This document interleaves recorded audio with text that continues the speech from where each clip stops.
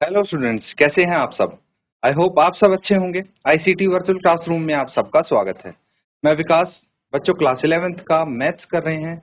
आज एक नया चैप्टर हम यहाँ पे स्टार्ट करने जा रहे हैं जिसका नाम है sequence and series. Sequence and series यानी अनुक्रम तथा श्रेणी, इसको हम बोल सकते हैं। क्या बोल सकते हैं? अनुक्रम तथा श्रेणी। तो सीक्वेंस एंड सीरीज, इसको हम डिटेल में डिस्कस करने वाले हैं बच्चों। वन बाय वन सारी चीजें हम यहाँ पे समझने वाले हैं। ठीक है, तो सबसे पहले हम बात करते हैं, हमारे पास एक टॉपिक सीक्वेंस। ठीक है, सीक्वेंस क्या होता है? Sequence is a succession of numbers और terms formed according to some rules. ठीक है, तो कुछ नंबर्स अगर हम लिखते हैं, ठीक है, और उनके कोई पर्टिकुलर पैटर्न आप ऑब्जर्व करते हैं, एक प्रॉपर कुछ सेट ऑफ रूल्स है जिसको वो फॉलो करेंगे, तो उसको हम क्या बोल सकते हैं कि ये एक सीक्वेंस है। जैसे कि 3 है, सबसे पहले 3 लिखते हैं, फिर 6, फिर 9 एंड सो ऑन। तो इसमें ये पता लग गया कि ये सब क्या है, 3 के मल्टीपल्स हैं, है ना। 3 3 सब में, हर टर्म में हमें ऐड करके अगली टर्म मिल जाएगी। तो various numbers occurring in a sequence is called terms. तो अलग अलग ये जो नंबर्स आप देख पा रहे हैं सीक्वेंस में, जो उनको हम क्या बोलते हैं, एक टर्म बोलते हैं। जैसे 6 क्या हो गया, एक टर्म हो गया। 3 एक टर्म है। ठीक है, टर्म यानी पद।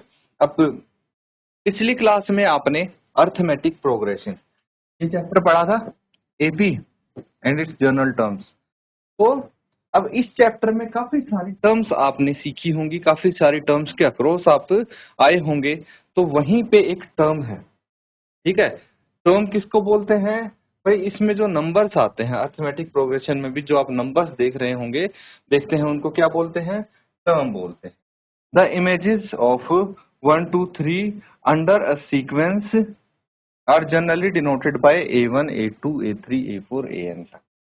तो इस तरह से हम क्या करते हैं, इनको अगर हम जनरली किसी सीक्वेंस को डिनोट करते हैं तो वो A1 as a first term denote करते हैं, A2 को as a second term, A3 को as a third term and so on till AN क्या होगी? Last term. ठीक है, तो इसी तरह से यहाँ पे आपको बोला गया है कि इनको क्या बोलेंगे? A1 को फर्स्ट टर्म, अभी बताया मैंने, A2 को सेकेंड टर्म, A3 को थर्ड टर्म एंड AN को nth टर्म, nवां पद इसको हम बोलेंगे सीक्वेंस का।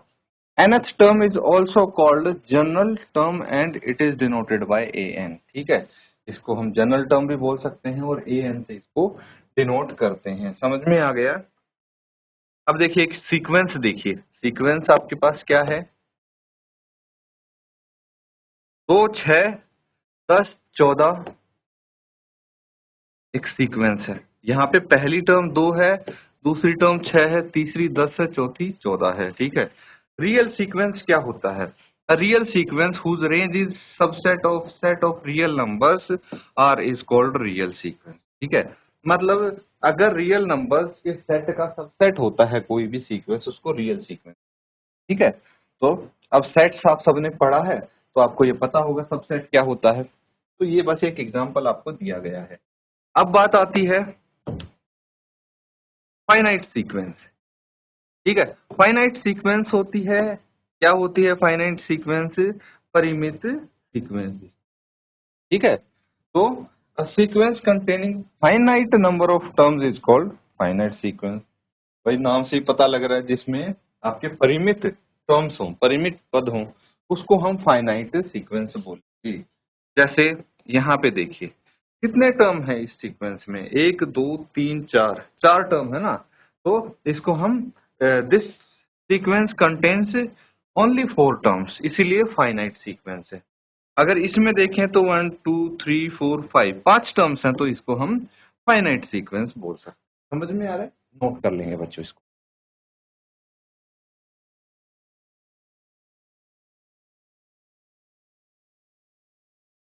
ठीक है, समझ में आ रहा है?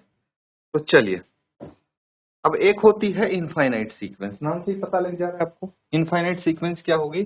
Sequence which is not a finite sequence, मतलब जो फाइनाइट नहीं होगी वो इनफाइनाइट होगी। मतलब क्या हुआ कि उसमें ऐसी टर्म्स होंगी या इतनी नंबर ऑफ टर्म्स होंगी कि वो सीक्वेंस खत्म नहीं होगी कभी, उसको बोलते हैं इनफाइनाइट सीक्वेंस।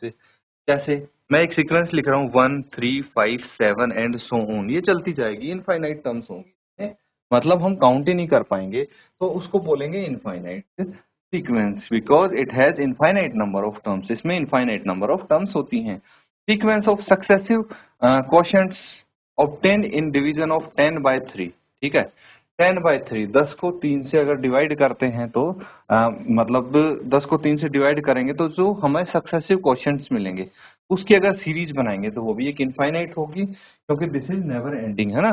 तो इस तरह से आप यहाँ पे बोल सकते हैं कि सीक्वेंस फाइनाइट होती है और इनफाइनाइट होती है। अब रिप्रेजेंट कैसे करते हैं सीक्वेंस को? Real sequence can be represented by different ways, अलग अलग तरीके से हम रियल सीक्वेंस को रिप्रेजेंट कर सकते हैं। जैसे real sequence represented by listing it's few terms till rule of writing, ठीक है। तो हम इसको अलग अलग तरीके से रिप्रेजेंट कर सकते हैं रियल सीक्वेंस को, जैसे कि कुछ रूल्स की हेल्प से हम इसको लिख सकते हैं। For writing down the other terms become clear, ताकि हम बाकी की टर्म्स को लिखना आसान हो जाए हमारे लिए, ठीक है। इस तरह से कुछ रूल्स हम यहाँ पे चेक कर सकते हैं, इसके देख सकते हैं। अब real sequence can be represented in terms of rule और an algebraic formula for writing an nth term of sequence, मतलब कुछ इस फॉर्म में हम एक रूल बना दें जिससे बाकी के टर्म्स लिखना हमारे लिए आसान हो जाए। समझ में आ रहा है? तो इसी को हम यहाँ पे डिस्कस करने वाले हैं, कुछ क्वेश्चन इससे रिलेटेड हम करने वाले हैं, तो इसको नोट कर लेंगे और फिर कुछ क्वेश्चंस यहाँ करेंगे।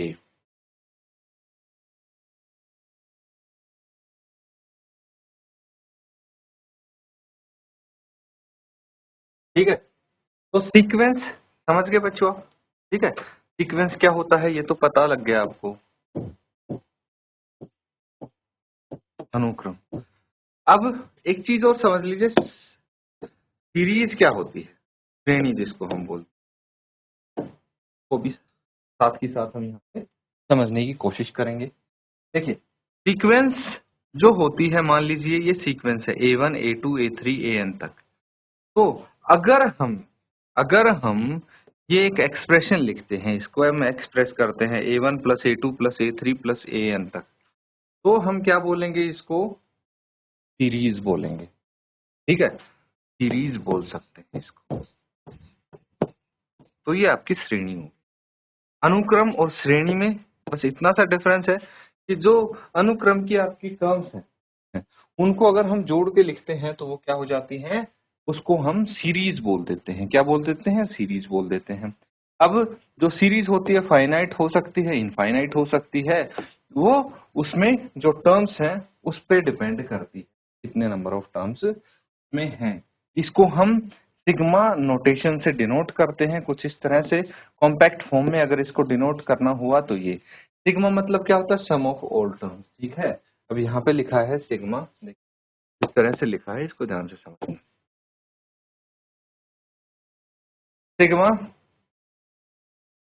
ए के, अब जो के है उसकी वैल्यू 1 से लेके और इनफाइनाइट तक हो सकती है।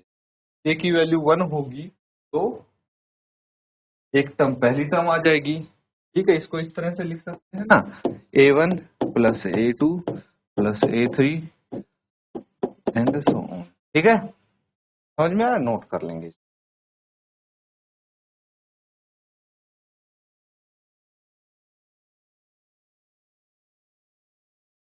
ठीक है, चलिए अब एक क्वेश्चन लिख लेंगे।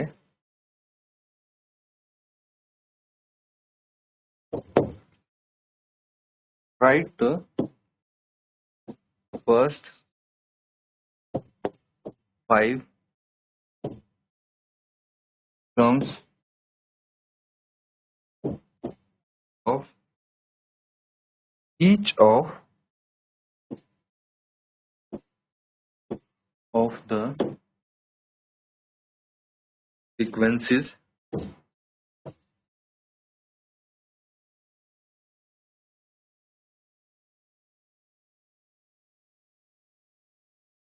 sequences whose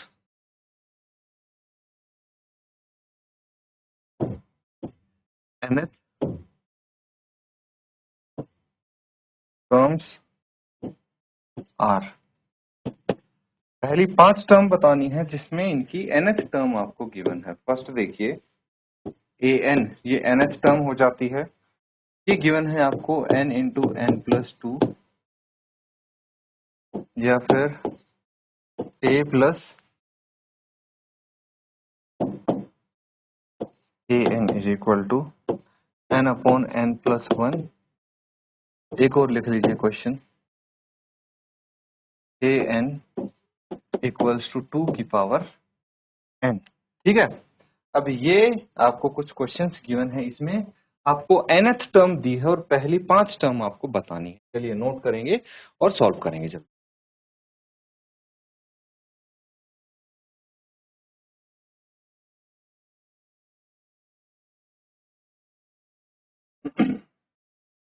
तो बहुत सिंपल है इसको सॉल्व करना।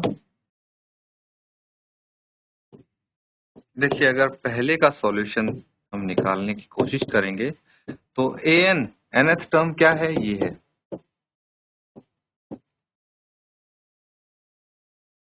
Substitute n equals to 1 2 3 4 5, n की वैल्यू ये रखनी है। तो अगर 1 रखेंगे n की वैल्यू तो 1 इंटू 1 प्लस 2 कितना आ जाएगा, 1 इंटू 3, 2 और 1 3 होता ना, तो यानी 3। पहली टर्म 3 आ गई, दूसरी टर्म 2 इंटू 2 प्लस 2 ये आ गया, 2 इंटू 2 और 2 4, 4 इंटू 2 8 आ गया। फिर a3 3 इंटू 3 प्लस 2। ठीक है, जहां पे n है वहां पे आप देखिए 1 2 3 अलग अलग बारी बारी से 5 तक इनकी वैल्यू रखेंगे। तो 3 इंटू कितना हो गया, 3 और 2 5, 5 3 15 आ गया 15। चलिए बहुत अच्छे। अब अगला देखिए, अगर मैं n की वैल्यू 4 रखता हूं कितना आ जाएगा, क्या आ जाएगा, n की वैल्यू 4 रखने पे यहाँ भी 4 रखेंगे हम और यहाँ भी 4 रखेंगे प्लस 2, ये आ गया 4 इंटू 6, 6 चौके 24। a5 क्या हो जाएगा, 5 इंटू 5 प्लस 2, 5 और 2 7, यानी 5 इंटू 7 35 आ गया। फर्स्ट 5 टर्म्स आर क्या क्या है, 3 8 15 24 एंड, ठीक है, नोट कर लेंगे और इसी तरह से बाकी पहले इसको नोट कीजिए।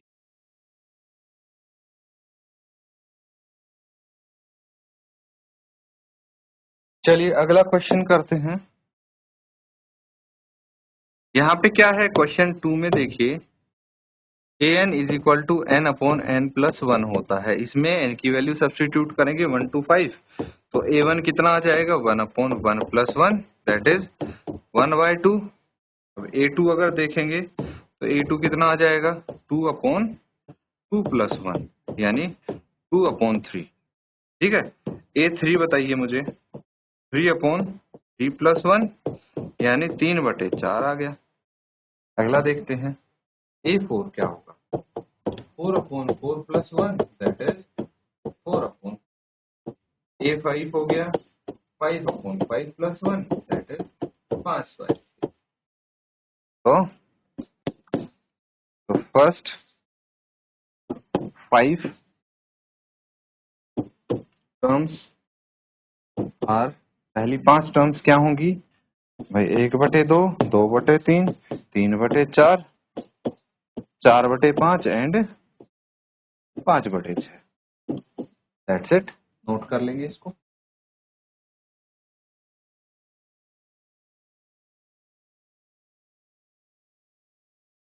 ठीक है, नोट कर लिया है तो बच्चों अगला क्वेश्चन देखिए। थर्ड क्वेश्चन सेम करना है, यही प्रोसेस फॉलो करना है हमें अगले क्वेश्चन। इसमें पावर है ना, यहाँ पे आपको देखने को मिलेगा 2 की घात 3, 2 की घात n। तो यानी अगर मैं n की वैल्यू 1 रखता हूं तो 2 की घात 1 यानी 2। अगर n की वैल्यू 2 रखता हूं तो 2 की घात 2 यानी 2 इंटू 2 की पावर 4, 2 हो जाएगा 4। अब 3 रखता हूं तो यानी 2 की पावर 3, ये हो जाएगा 2 इंटू 2 इंटू 2, ये आ गया 8। अगर मैं n की वैल्यू 4 रखता हूं तो 2 की पावर 4 यानी 2 की पावर 3, तो 8 था इंटू 2 16 आ गया। एंड आप डायरेक्ट भी लिख सकते हैं बच्चों, जैसे अगर आपको ये पता है 2 की पावर 5 यानी 32। ठीक है, तो फर्स्ट 5 टर्म्स आर क्या क्या है, 2 4 8 16 32। Note this down.